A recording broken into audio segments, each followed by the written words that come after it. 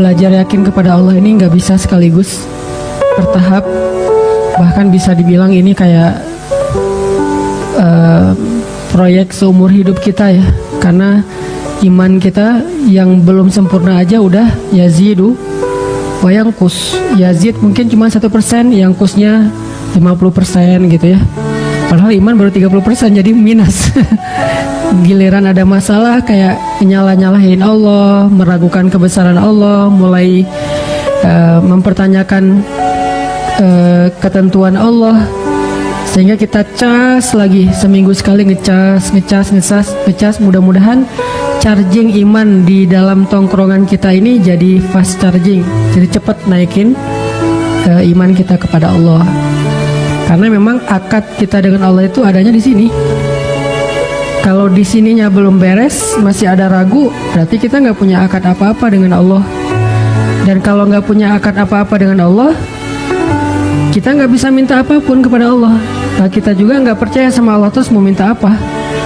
Makin kuat imannya, makin kuat bondingnya dengan Allah, makin besar keajaiban dan kejutan yang Allah kasih dalam hidup kita. Iman level para anbiya, nanti munculnya mukjizat. Iman level para solihin, munculnya karomah. Iman level kita kalau yakin muncul maunah. Kalau imannya masih labil dan lebih sering ragunya daripada yakin, berarti kita nggak punya MOU apapun dengan Allah Subhanahu Wa Taala. Sehingga kalau nggak punya MOU, nggak akan berlaku janji makhraja rizki min haitsu la yahtasib yaj'al lahu min amrihi yusra. Itu kan hanya berlaku buat siapa? Orang yang yakin kan? Wa may yattaqillah yaj'al lahu makhraja wa yarzuqhu min haitsu la yahtasib. Wa may yattaqillah yaj'al lahu min amrihi yusra. Wa may yattaqillah yukaffir anhu sayyi'atihi wa yu'zim lahu ajra. Jadi cuman kalau kita takwa kepada Allah, dan salah satu di antara makna takwa iman. Karena takwa ini judul besar. Kalau di breakdown, akarnya adalah iman, pohonnya adalah taat, buahnya adalah rahmat, ampunan, kebaikan, banyak buahnya. Tapi akarnya iman. Alam tara kaifa daraballahu mathalan kalimatan thayyibah asluha thabit wa far'uha fis sama tu'ti ukulaha kullahinin biidzni rabbiha asluha thabit. Kata sebagian besar ulama tafsir tentang asli dari asluha sabit. Aslul itu jadi bahasa Indonesia, asal jadi asal. Kan bahasa Arabnya asl atau aslu. Asal terus jadi bahasa Indonesianya, karena nggak bisa bilang asal jadi asal. Asal-asalan. Asluha, asalnya sabit. Akarnya kuat. Dan apa akar dari kalimat itu? Akarnya adalah iman. Akarnya adalah iman. Far'uha, cabangnya, pohon sampai cabang-cabangnya menjulang ke langit. Maksudnya ta'ah, ketaatan. Istiqomah, komitmen. Dawam, konsisten. Itulah pohon dan cabang-cabangnya. Terus tu'ti ukulaha kullahinin biizni rabbiha. Buahnya, ukulaha, hasilnya itu adalah kebaikan hidup, ampunan dosa, rahmat, berkah, pertolongan, kejutan-kejutan. Itu buahnya. Tetap aja asalnya adalah, bibitnya adalah iman. Makin kuat akarnya, makin besar pohonnya. Makin besar pohonnya, makin banyak dahannya. Makin banyak dahannya, makin banyak pula buahnya ketika panen. Jadi itu analogi yang sangat sederhana tapi dalam. Jawami'ul kalam, bisa ditafsirkan dari berbagai macam dari berbagai macam angle. Sehingga kalau kita pengen hidup kita nyaman dalam kondisi sarro atau darro, ya berarti balik lagi kepada asalnya apa? Ajaban li amril mu'min. Balik lagi kepada iman. Ajaban li amril mu'min. Inna amrahu kullahu khair. In asabathu sarra syakara fakana khairan lahu, in asabathu dharra sabara fakana khairan lahu. Wa laisa dzalika li ahadin illa lil mu'min. Itu enggak akan dirasain kecuali oleh orang yang beriman. Kalau orang yang tidak beriman, mungkin kalau sarro dia akan syakaro, dia berbagi, dia share sama orang lain. Tapi begitu darro, dia yai'as, dia berputus asa, akhirnya tindak bunuh dirinya tinggi. Orang-orang yang nggak beriman, dalam kondisi nyaman, kehidupan mereka itu bagus. Akhlak mereka, karakter mereka, sikap, attitude mereka itu sopan, bagus, disiplin, keren lah pokoknya di negara-negara maju gitu kan. Tapi begitu darra, ada masalah, bunuh diri. Bete dikit, bunuh diri. Gak enak badan, males banget hari ini, bunuh diri bunuh diri. Jadi terlalu rapuh gitu. Kenapa terlalu rapuh? Karena kata Nabi, walaisa dzalika li ahadin illa lil mu'min, karena dia nggak beriman, sehingga nggak ada yang dipegang sama dia ketika dia mau jatuh aja. Makin tinggi dia mendaki, pas jatuh ya makin parah nasibnya. Karena kenapa? Karena ketika dia jatuh, dia kehilangan banyak hal karena dia ngedakinya udah tinggi. Misalnya karirnya bagus, tiba-tiba ada masalah, akhirnya dia stres banget, bunuh diri, loncat dari gedung, tabrakin diri ke MRT misalnya, dan segala macam lah kasus-kasus bunuh diri yang tinggi di negara-negara itu. Kenapa? Walaisa dzalika li ahadin illa li mu'min. Kalau kita juga kayak gitu, walaupun kita ngakunya orang mukmin, wa ma hum bimu'minin fi qulubihim marad, ada masalah di hati mereka. Masalah apa? Raib, keraguan. Masalah apa? Syak, gak yakin sama Allah Subhanahu wa ta'ala. Atau masalah apa? Adzannina billahi dhanna saw, berburuk sangka kepada Allah Subhanahu wa ta'ala. Nauzubillah min dzalik. Sehingga kita cas lagi iman. Dan dengan analogi-analogi yang tadi saya sebutin. Di antara analoginya misalnya, kalau kita datang ke sebuah smart city, kita merasa nyaman. Satu, gak khawatir kesasar. Kenapa kalau di smart planet kita nggak merasa nyaman? Bukankah bumi ini smart planet dibandingkan dengan planet-planet yang lain?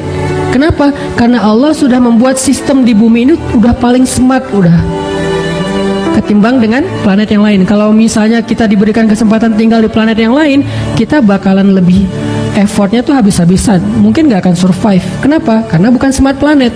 Bumi ini smart planet satu-satunya mungkin di jagat raya yang luar biasa besarnya ini. Dan Allah tempatkan kita di sebuah smart planet yang udah disediakan segala macam, sistemnya tuh udah keren banget, semuanya jadi mudah buat kita. Kan mudah banget kan? Berjalanlah kalian di muka bumi, carilah karunia Allah dan segala macam, Allah mudahkan untuk kalian. Tidak ada satupun hewan melata yang jalan pakai perut kecuali Allahi rizquha, Allah yang menjamin rezekinya. Berarti kan sistem kehidupan di planet kita itu udah paling smart. Kalau di smart city aja yang dibikin sistemnya oleh manusia kita tenang. Kenapa? Karena udah smart, nggak mungkin kesasar dong. Petunjuknya tuh kadang-kadang kita bisa, kalau kita pakai SIM internasional, kita bisa nyetir tanpa merasa khawatir kesasar karena petunjuk arah lalu lintasnya itu udah jelas banget. Nyetir aja sendiri di luar negeri, yang penting SIM-nya SIM internasional. Misalnya di beberapa negara yang masih menggunakan SIM internasional, jalan. Kenapa kok nggak khawatir kesasar? Pertama, udah ada smartphone. Kedua, tinggalnya di smart city. Ketiga, orang yang ada di sana semuanya smart citizen, yang kalau kita nanya mereka ngejelasin dengan baik, dengan senyum, dengan ramah, humble. Smartphone, smart city, smart citizen, smart car lagi kadang. Di situ udah ada. Gak usah pakai smartphone, kalau habis baterai udah ada di situ juga Google Map-nya. Dan mobilnya juga udah disetting, gak boleh lebih dari 80 km per jam. Kalau kecepatan dia pasti akan stabil sendiri. Udah smart semuanya kan, nyaman ya. Jalan kemana-mana, makan segala macam, udah ada petunjuknya. Allah menempatkan kita di smart planet dengan bahasa apa? Alam yajidka yatiman fa'awah wa wajadaka dhallan fahada wa wajadaka ailan fa'aghna. Bukankah Allah mendapatimu dalam keadaan sendiri? Sendiri ini jangan selalu diterjemahin itu ya. Sendiri di sini artinya nggak punya teman atau mungkin nggak punya kenalan. Alam yajidka yatiman, sendiri banget. Fa'awah, Allah datangkan keluarga. Dan keluarga di sini bukan cuma status, tapi dengan ikatan kasih sayangnya. Tiba-tiba ada seseorang yang paling mencintai kita, lebih daripada dirinya. Siapa? Ibu. Allah utus ibu untuk kita. Allah utus ayah untuk kita. Allah utus keluarga untuk kita. Allah utus pasangan untuk kita. Bertahap. Pertama ibu dulu, kemudian ayah, kemudian sahabat dari geng SD atau TK, SD, SMP, SMA. Kan itu geng kita banget tuh, yang sama kita tuh udah akrab banget, baik banget, setia banget. Kadang-kadang ribut sedikit tapi kesetiaannya luar biasa. Kadang-kadang mereka berkorban untuk kita. Fa'awa. Dan nanti lebih keren lagi dikasih pasangan halal. Fa'awa. Bukankah Allah yang mendatangkan mereka satu persatu? Bahkan kadang-kadang cara-cara Allah mendatangkan itu ajaib banget. Cerita-cerita orang yang ketemu dengan jodohnya, dengan pasangan halalnya kan luar biasa ya. Fa'awa. Lalu didatangkan anak. Sehingga apa? Ketika kita tua, anak kita yang akan merawat kita. Ketika kita masih kecil, ibu kita yang merawat kita. Jadi tetap aja ada fa'awa, fa'awa, fa'awa di awal, fa'awa di tengah, fa'awa di akhir. Terus saja kayak gitu. Kalau kita masih on the track ya. Karena kalau kita melenceng nanti kita sendiri yang nggak dapat tempat ya, orang yang akan menjaga kita. Kayak misalnya sebutlah yang saya pernah datang aja ya, negeri lain saya nggak tahu, kayak di Jepang, orang-orang yang sudah usia lanjut ditaruh di mana sama anak-anaknya? Di panti jompo. Kenapa? Karena anak-anak di Jepang itu nggak sanggup merawat dan merawat orang tuanya, sehingga mereka lebih rela membayar para perawat daripada ngerawat sendiri. Rata-rata kenapa banyak perawat Indonesia di Jepang? Karena Jepang ini butuh banyak perawat untuk orang-orang jompo. Dan ada gap antara usia muda dengan usia tua. Mungkin sekitar 10 tahun lagi Jepang akan krisis anak muda. Beda dengan Indonesia, malah bonus demografi. Kalau di sana malah minus. Sehingga banyak dari Indonesia yang dibawa ke Jepang untuk jadi perawat buat panti jompo salah satunya. Kenapa? Orang Jepang nggak punya kemampuan merawat orang tuanya. Dan memang mungkin udah hilang moral itu ya. Jadi nggak beban lagi, nggak ngerasa malu kalau orang tuanya ditaruh di panti jompo. Kalau di kita kan masih ada beban moral ya. Naruh orang tua di panti jompo kayak aib. Wah, gak ngerawat orang tua, anak yang durhaka kan gitu kan. Kenapa? Masih fa'awa. Ketika fa'awa ini dicabut, satu, pas lahir gak ada ibu. Tapi karena dia malaikat kecil, Allah ganti dengan ibu angkat. Allah ganti dengan orang tua angkat. Fa'awa dicabut, teman satu persatu hilang. Yang datang bukan teman, tetapi orang yang memanfaatin kita, yang dekat dengan kita karena ada maunya. Dicabut fa'awanya. Banyak sih teman, tapi mereka bukan sahabat. Mereka jadi teman kita karena kita masih menguntungkan buat mereka. Berarti kan dicabut fa'awanya sama Allah. Nanti punya pasangan, kalau dicabut fa'awanya lebih sakit lagi tuh, selingkuh. Punya anak, dicabut fa'awanya sakit juga. Anak udah sukses tapi orang tuanya nggak dirawat. Maka yang menjamin kita dirawat, ada keluarga, itu Allah. Alam yajidka yatiman fa'awah. Itu sistem smart planet. Wa wajadaka dhallan, bingung, Allah kasih fahada. Google Map-nya di mana? Di sini. Ditambahin satu demi satu menu map dalam benak kita, sehingga kita nggak bingung lagi. Dalam melakukan ini nggak bingung, melakukan itu nggak bingung. Satu persatu diajarkan, dari mulai baca tulis, mendengar, memahami, mengenal. Bukankah itu adalah bentuk Google Map yang lebih rumit di dalam benak kita? Wa wajadaka dhallan fahada. Di sini tempatnya, yang nggak akan habis baterai, yang nggak akan lost sinyal, yang nggak akan error. Kecuali kita sendiri yang bikin dia error. Aslinya ini keren banget, lebih smart daripada smartphone. Yang bahkan banyak sekali penelitian bahwa smartnya otak manusia itu entah berapa ribu kali lebih smart daripada komputer. Dikasih wa wajadaka ailan fa'aghna. Bukankah kamu didapati dalam keadaan kekurangan, kelaparan, tidak punya apapun, lalu Allah aghna, mencukupkan? Lebih baik Allah cukupkan daripada Allah hilangkan rasa kecukupan. Karena ada orang yang meminta kelebihan harta, padahal yang paling penting itu kecukupan harta. Karena kalau udah dicukupkan, bukan hanya hartanya yang cukup, tapi rasanya juga cukup. Dan rasa cukup itu disebut dengan qanaah. Ada orang yang dikasih harta berlebih tapi tidak dikasih kecukupan, tidak pernah merasa cukup, merasa kurang aja tuh. Dikasih ini kurang, dikasih itu kurang, terus saja kurang. Kenapa? Karena tidak dikasih diangkat kecukupan dalam diri dia. Bukan diangkat hartanya tetap dikasih. Siapa tahu emang hartanya itu adalah bagian dari takdir. Takdirnya emang kaya, tapi dicabut rasa cukup. Sehingga walaupun kaya, dia merasa paling miskin di dunia. Makanya dalam Islam, yang dilarang itu bukan miskin, tapi merasa fakir. Dalam Islam itu kan gak ada celaan kan menjadi orang miskin. Sehingga kalau kita kadang-kadang nyebut orang miskin itu kurang beruntung, siapa bilang? Di akhirat nanti dalam kondisi tertentu orang miskin lebih beruntung dari orang kaya dalam kondisi tertentu, di mana hisab mereka lebih ringan, masuk surganya 500 tahun lebih duluan. Tapi kalau orang kayanya jawad, karim, dermawan, mungkin surganya lebih luas daripada orang miskin. Ini kan amal ya. Famaya amal mithqala dzarratin khairan yara dan seterusnya. Artinya dalam Islam miskin itu enggak tercela, miskin itu enggak rugi. Yang rugi dan tercela itu fakir. Makanya kita keliru dalam menerjemahkan miskin lebih dekat kepada kekufuran. Enggak kayak gitu kalimat hadisnya. Kadal faqru ayyakuna kufra. Hampir-hampir, seringkali, kadang-kadang orang fakir ini dekat dengan kekufuran. Fakir ya, bukan miskin. Kalau miskin, Nabi berdoa minta jadi orang miskin. Ya Allah, jadikan saya hidup sebagai orang miskin, matikan sebagai orang miskin, bangkitkan bersama orang miskin. Nabi dekat dengan orang-orang miskin. Bahkan Nabi pernah duduk di antara geng orang miskin, terus mereka lagi makan kodit, roti kering, yang kalau mau dimakan harus dicelupin ke air. Nabi bilang, saya anak perempuan yang biasa makan kodit, berarti saya juga orang miskin sama kayak kalian. Biasa aja kali, nggak usah terlalu sungkan gitu. Akhirnya mereka pada, oh ya udah, Nabi juga sama kayak kita. Yang dilarang itu fakir, karena doanya apa? Wa a'udzubika minal faqr. Aku berlindung kepadamu dari fakir. Apa fakir? Selalu ngerasa kurang. Dicabut fa'aghna, dicabut rasa cukup dalam hatinya. Dan bisa jadi orang fakir itu orang yang berlimpah harta.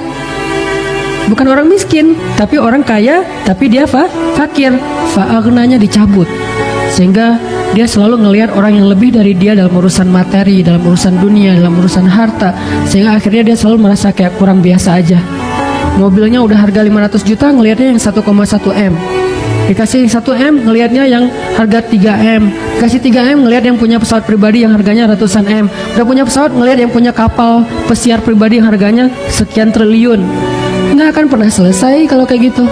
Dia jadi pengusaha misalnya dia udah kayak punya beberapa produk gitu, ngelihat orang lain yang usahanya lebih gede dari dia, yang bikin perumahan. Udah bikin perumahan, ngelihat orang lain yang bikin tol. Udah bikin tol, ngelihat orang lain bikin bandara. Udah bikin bandara, ngelihat orang lain punya pulau. Kapan selesainya? Ini dicabut aghna, rasa cukup. Sedangkan smart planet, sistem yang Allah bangun itu, wa wajadaka ailan fa'aghna. Allah lihat kamu, Allah dapati kamu dalam keadaan kekurangan, aghna, Allah cukupkan. Dan itu lebih keren loh kalau dicukupkan daripada dikayakan. Karena ada yang dikayakan hartanya tapi tidak diberikan kecukupan batin, tetap aja dia merasa kurang. Dan fa'aghna ketika Allah cukupkan, analoginya Allah simpan harta kita di sisi Allah, nanti pas kita butuh Allah kasih. Kan saya sering ngasih analogi kayak kita nyimpan uang di bank kan. Kita kan tenang, nyimpan uang di bank 100 juta, 1 miliar, sekian miliar, tenang kan? Kenapa? Karena kita percaya uang kita di bank itu nggak hilang. Catatannya tuh rapi. Dan kita dikasih misalnya rekening koran kalau kita minta, atau kita bisa cek secara online. Dan kapanpun kita butuh kita bisa ambil. Bisa ditarik di ATM, bisa digesek di kasir, bisa juga langsung datang ke banknya. Jadi kita nggak khawatir. Di mana aja kita bisa gesek, kita bisa transfer dengan cara online. Di luar negeri juga kita bisa gesek karena ada beberapa logo yang memang kita bisa pakai. Sehingga kita kemana-mana nggak bawa duit banyak, pede nggak? Kita punya tabungan 1 M di bank. Pakai kartunya, kartu yang standar internasional. Bahkan kalau perlu yang modelnya tuh gold atau platinum yang bisa ditarik angkanya gede-gedean. Terus kita ke luar negeri nih, ke Singapura aja yang dekat. Kita cuma bawa uang ya sebutlah 2 juta, 3 juta yang sebetulnya untuk belanja mungkin kurang. Kalau ada butuh apa-apa, bayar hotel apa segala macam kurang. Tapi kita bawa kartu, tenang nggak teman-teman? Tapi kan kita nggak punya uang cash, tapi kan ada kartu. Gitulah kita dengan Allah. Jangan lihat apa yang kita pegang, lihat apa yang tersimpan di sisi Allah. Masalahnya percaya nggak sih sama Allah? Ini nggak fair nih. Ke bank kita percaya, ke Allah nggak. Kan yang disimpan di sisi Allah sama jaminannya dengan bank, bahkan lebih dahsyat, lebih kuat jaminannya. Allah nggak pernah ingkar janji, Allah nggak mempersulit kita, dimudahin kok. Buktinya apa? Yuridullahu bikumul yusra wala yuridu bikumul usra. Allah pengen memudahkan kalian, nggak pengen nyusahin kalian. Kan capek kalau kalian harus nyimpen duit kalian sendiri, nyimpen harta, terus nanti ribut di antara ahli waris, ribut di antara susah di antara kalian sendiri, nanti kecolongan, kemalingan, ke segala macam. Biar aku aja yang nyimpen, kata Allah. Masalahnya kita kalau disimpan Allah kayak suka ragu gitu. Akhirnya kita khawatir, gimana ya nanti kalau sakit nggak ada uang? Ada di Allah. Gimana ya nanti kalau ada masalah nggak ada tabungan sama sekali? Ada di Allah. Iya kan, tapi kan tetap harus ada cashnya. Nah ini nih poinnya nih, nggak fair. Kalau kita ada uang di bank dengan kartu doang, kita nggak ngomong kayak gitu.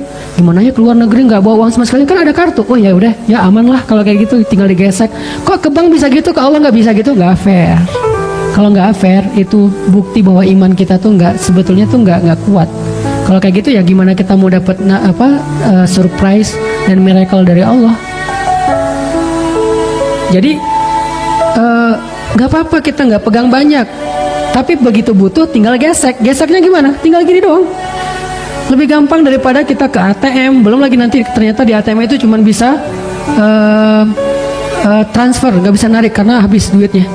Belum lagi ATM-nya ada yang error. Kalau ini pernah error, jangan berdoa sekarang, kenapa? Doa lagi error. Nggak ada kan? Nggak ada waktu yang error dalam berdoa. Setiap saat kita bisa berdoa dengan mudahnya. Yuridullahu bikumul yusra. Allah tuh pengen mudahin kalian, nggak pengen nyusahin kalian. Karena kalau kalian pegang harta yang banyak banget, kalian susah bayar pajaknya, belum lagi nanti maintenance-nya, belum lagi nanti keributan di antara keluarganya, belum lagi kecemburuan orang kepada kalian. Udah deh, daripada kalian susah megang-megang aset itu, aku pegang aja. Nanti kalau butuh bilang ya, gitu. Kan gitu kan akadnya. Kalau butuh bilang, wa may yattaqillah yaj'al lahu makhraja wa yarzuqhu min haitsu la yahtasib wa may yattaqillah yaj'al lahu min amrihi yusra. Kan gitu sederhana. Tinggal gini doang. Cara gesek ATM kita ke Allah tuh gini doang. Dan kata Nabi dalam hadis qudsi, aku malu kalau hambaku mengangkat kedua tangannya meminta kebaikan lalu nggak memberi. Allah malu, nggak mungkin nggak dikasih, pasti dikasih. Cuman cara Allah ngasih 3 model. Kadang dikasih persis kayak yang kita minta, kadang dikasih lebih banyak, lebih baik dari yang kita minta, kadang dikasihnya dengan model yang lain yang sama dengan nilai yang kita minta. Kayak misalnya kita punya kartu ATM, belanja nih di luar negeri, kita gesek. Bisa kita gesek dan akan keluar angka sesuai dengan yang kita sebut. Bisa juga, Pak, ini ada bonus. Bisa gitu kan? Begitu kita mau bayar sesuatu kan suka gitu tuh, ada bonus dari banknya. Begitu Pak, ini ada bonus, mau dipakai enggak? Ada poin. Sehingga yang tadinya harganya 1 juta, gara-gara poin jadinya 750.000, poin 250.000. Mau dipakai enggak? Kan suka gitu ya, bisa aja gitu. Bisa persis, bisa ditambah dengan bonus. Bisa juga diganti dengan yang lain. Pak, selain dapat bonus ini, Bapak nanti dapat merchandise, dapat hadiah apa misalnya. Ternyata Bapak dapat mobil, dapat apa. Kan gitu cara Allah. Yang pasti bisa banget. Dan Allah kalau transaksi dengan Allah tuh jauh lebih banyak untungnya daripada dengan makhluk. Karena Allah ghaniyun, maha kaya, gak akan kekurangan harta Allah. Sehingga tinggal gini doang. Masalahnya kita gak terlalu yakin dengan ini, lebih yakin dengan ini. Kalau bawa kartu yang bisa diginiin kita pede. Kalau gini kita gak pede. Ini masalah iman. Kenapa kita gak pede dengan ini? Emangnya Allah gak ada? Ada, tapi kenapa gak percaya? Ya gitu deh. Nah ini nih jawabannya nih. Istafti qalbak, tanya ke hati kalian masing-masing, kata Nabi. Istafti qalbak, tanya ke hati masing-masing. Akadnya tuh di sini. Kalau kita pede kayak gini sama dengan pedenya gini, iman. Lihat nanti keajaiban banyak banget dalam hidup kita. Tapi kalau yang kayak gininya agak ragu-ragu, ya sih, tapi kan butuh gini juga. Enggak. Gini. Ada gini, nggak ada gini, terserah deh. Yang penting gini nih, cara biar tabungan kita banyak di sisi Allah, beramal soleh aja terus. Kadang langsung di cashin, dibayar sama Allah, kadang nanti ditabung dulu sama Allah. Saya udah beramal Ustaz, tapi nggak ada buktinya. Lagi ditabung sama Allah, kamu nggak butuh sekarang soalnya. Nanti pas butuh, tinggal gini, Allah kasih. Tapi kan Allah nggak secepat itu ngasihnya. Siapa bilang? Manusia aja bisa instan, masa Allah nggak bisa? Jangan sampai kita menganggap manusia bisa lebih dari Allah. Ini bukan teori rububiyah, uluhiyah, asma dan sifat. Ini praktek langsung ke dalam hati kita. Daripada kita hanya terjebak dalam teori, hafal semua teori rububiyah, hafal semua teori uluhiyah, tapi begitu dikasih pilihan hidup, bingung, ragu, mana rububiyahnya. Saya tidak mengangkat dari sisi angle rububiyah karena itu materi kuliah, materi kampus, materi calon ulama. Ini angle praktis aja deh buat kita dalam praktek kehidupan sehari-hari. Bisa nggak kita yakin dengan ini, saya yakin ini. Kalau bisa lebih dari itu lebih keren lagi. Mungkin bertahap, nggak langsung bisa lebih deh. Minimal fair, sama. Aduh, lupa bawa dompet. Aduh, hari ini belum sholat sunnah misalnya. Jadi kayak nggak ada modal gitu. Coba kalau hari ini kita ngeluarin harta kita fisabilillah, semudah kita investasi yang kita percaya banget dengan korporatnya, dengan perusahaannya. Kalau kita bikin kerjasama dengan manusia, biasanya bagi hasilnya berapa? Sebutlah 60-40 ya. Kita kerjasama, kita dapat 60% dari hasil. Atau yang modelnya konvensional, kita dapat paling tinggi, jarang lah gitu, 5% dari modal. Itu tuh jarang banget. Rata-rata ya 1, sekian persen atau 2%, bahkan kurang dari 1%. Deposito lah misalnya. Kita naruh uang kita 1M, tiap bulan misalnya nanti kita dikasih tuh 3 juta. Berarti berapa persen? 0, kan? Karena 1%-nya 10 juta ya. Berarti 0, sekian. Nggak sampai 1%. Kita percaya.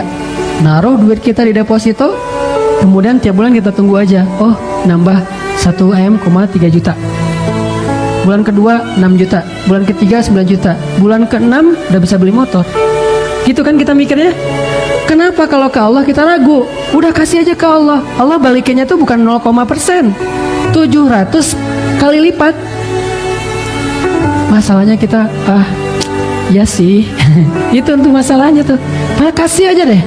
Ntar Allah ganti. Enggak, buktinya enggak 700 kali lipat karena disimpan. Coba kalau dikasih 700 kali lipat blek cash, kita kewalahan nyimpennya. Ntar kita susah sendiri. Kan Allah bilang, yuridullahu bikumul yusra. Allah pengen mudahin kalian. Jadi dikasih, tapi disimpan sama Allah. Kamu gak percaya sama saya? Kan gitu kan pertanyaan Allah harusnya kan ya? Percaya Allah, yaudah deh gak apa-apa, Allah aja yang simpan. Udah disimpan sama Allah. Nanti pas butuh tinggal gesek. Ya Allah, yang kemarin boleh dicairkan dikit gak? Itu kan hadis tentang 3 orang yang terkurung di dalam gua kan? Ya Allah, dulu saya pernah gini, dulu saya pernah gini, dulu saya pernah gini. Boleh nggak saya minta sekarang balasannya? Kalau engkau ridho, Allah balas. Itu hadis sahih. Berarti boleh dong kita beramal terus ditabung di sisi Allah. Nanti someday ketika kita butuh, kita tinggal bilang dengan bahasa kita. Walaupun nggak sevulgar itu sih, ya Allah dulu saya ada amal ini, boleh nggak sekarang saya ditolong sedikit dengan. Pastinya Allah menyimpan lebih banyak lagi pahalanya. Pahala itu bukan kalimat teman-teman, pahala itu berbentuk. Bahasa Indonesia yang lebih tepat itu pahala, ajrun itu upah, jaza itu reward. Jadi benar-benar dikasih itu upah, reward. Cuman nggak tahu dari mana asal kata pahala, saya nggak ngerti bahasa Indonesia asal muasal pahala. Cuman kalau kita terjemahin bahasa yang lebih dekatnya, ajrun upah, ujroh, jaza reward. Dan Allah nge-reward kita banget terhadap semua amal kita. Nggak ada yang nggak di-reward sama Allah. Bahkan lebih baik dari yang kita lakuin. Masalahnya nggak semuanya dikasih fisik. Karena kalau dikasih fisik, satu, takutnya kita malah sombong. Aset ada di mana-mana, wah gaya gitu kan ya. Terus kita jadi malas berdoa sama Allah. Padahal berdoa itu ibadah. Ngerasa udah nggak perlu berdoa juga bisa langsung ngambil. Nah Allah pengen ngebonding kita nih. Kalau kamu butuh minta ya. Nggak susah dah, minta sama saya juga. Tinggal gini aja pasti aku kasih kok. Dan Allah yang nyimpen. Kalau Allah nyimpen lebih aman, nggak ada malingnya, nggak ada errornya, nggak ada manipulasinya, nggak ada pajaknya. Allah yang simpan. Mau yang gimana? Kalau kita percaya, ya udah deh ya Allah, sebagian besar engkau simpan aja, saya dikasih sebagian kecil aja, asal bisa punya rumah, punya mobil, punya tabungan dikit gitu ya. Nanti kalau kurang tinggal minta lagi sama Allah.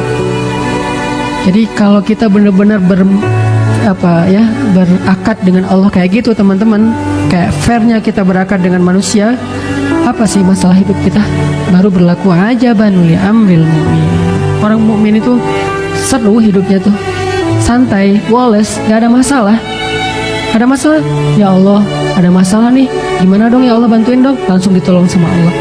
Tapi kita ngomong ke Allah tuh dengan ragu sih masalahnya.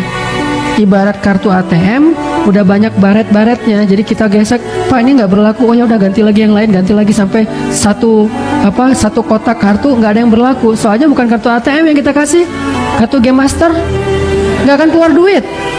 Jadi iman kita tuh masih belum ATM, belum ada saldonya. Kartu sih, tapi bukan saldo isinya. Cuman untuk bisa main doang. Jadi coba kita bangun istafti qalbak, tanya ke hati kita masing-masing. Dari itu yang dikuatin. Di sini yang dikuatkan. Ada yang pertama mungkin masih kayak sekedar silver, terus naik lagi derajatnya jadi gold, naik lagi jadi platinum, jadi VIP, jadi preferred, jadi apalah kayak gitu-gitu. Bukankah itu selalu berlaku di dalam transaksi dengan manusia dan dengan Allah juga kayak gitu. Lahum darajatun inda rabbihim.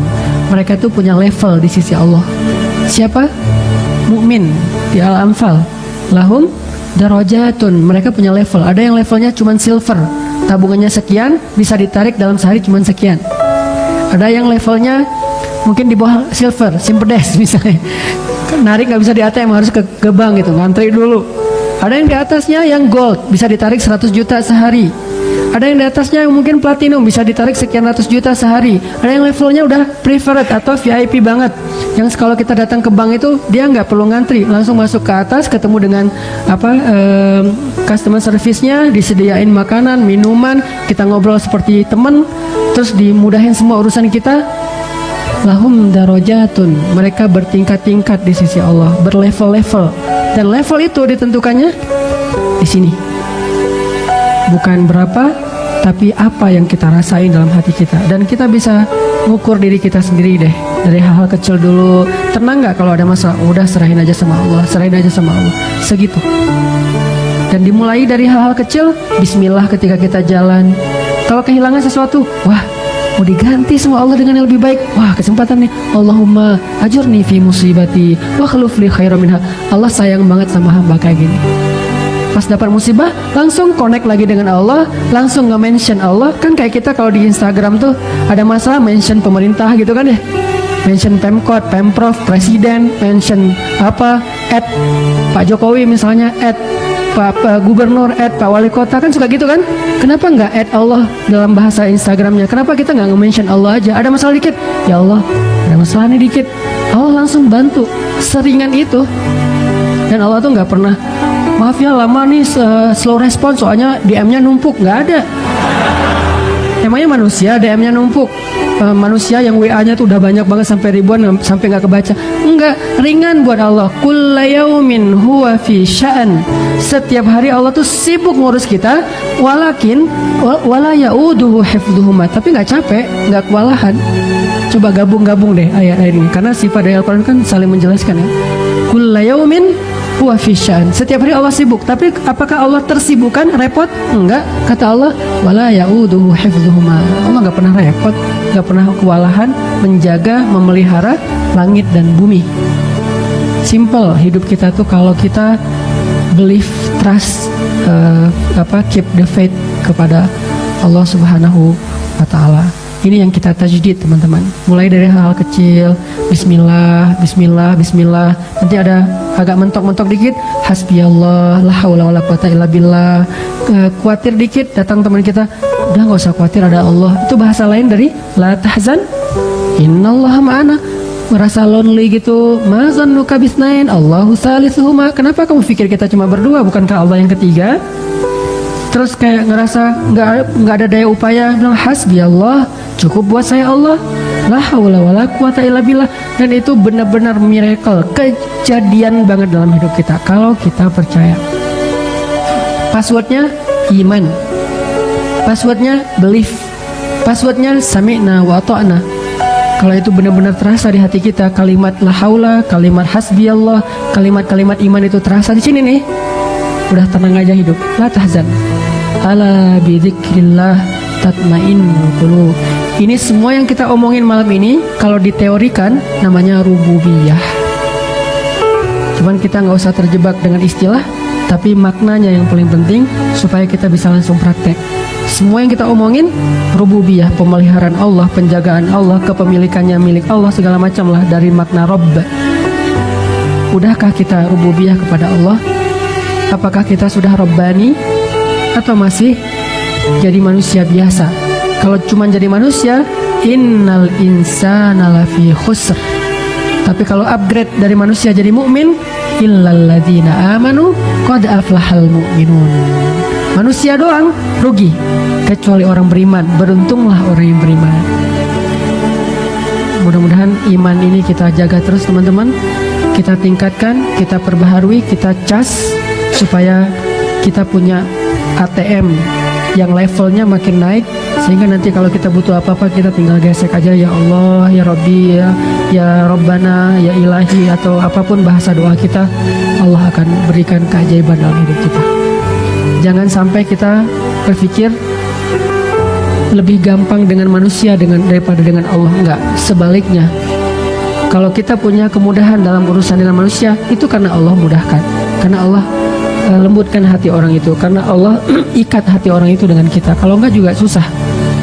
Ada orang yang enggak kenal siapa-siapa tiba-tiba ditolong oleh siapa-siapa karena Allah yang mendatangkan orang-orang itu kepada dia. Itu kejadiannya banyak. Kita pernah pengalaman kayak gitu, teman-teman kita pernah share pengalamannya tentang itu. Harusnya itu jadi tajdidul iman, cas iman buat kita supaya semakin yakin kepada Allah.